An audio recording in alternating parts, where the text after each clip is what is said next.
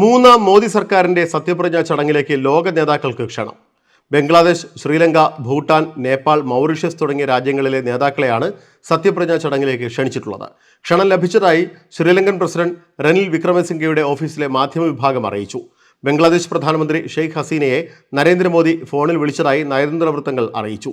ഇതിനു പുറമെ നേപ്പാൾ പ്രധാനമന്ത്രി പുഷ്പകമാൽ ദഹൽ പ്രചണ്ഡ, ഭൂട്ടാൻ പ്രധാനമന്ത്രി ഷെറിംഗ് ടോബ്ഗെ, മൗറീഷ്യസ് പ്രധാനമന്ത്രി പ്രവിന്ദ് ജുഗ്നാഥ് എന്നിവരെയും ഉടൻ ക്ഷണിക്കും എന്നാണ് റിപ്പോർട്ടുകൾ. ഔപചാരിക ക്ഷണം ഇന്നുണ്ടാകും എന്നാണ് പുറത്തുവരുന്ന റിപ്പോർട്ട്. ശനിയാഴ്ച മൂന്നാം മോദി സർക്കാരിന്റെ സത്യപ്രതിജ്ഞ ചടങ്ങ് നടത്താനാണ് BJPയുടെ നീക്കം.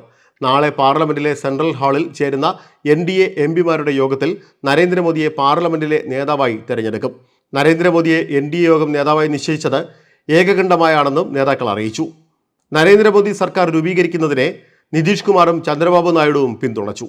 ഇക്കാര്യം വ്യക്തമാക്കി ഇരുവരുടെയും പാർട്ടികളായ JDUവും TDPയും പിന്തുണക്കത്ത് നൽകുകയും ചെയ്തു.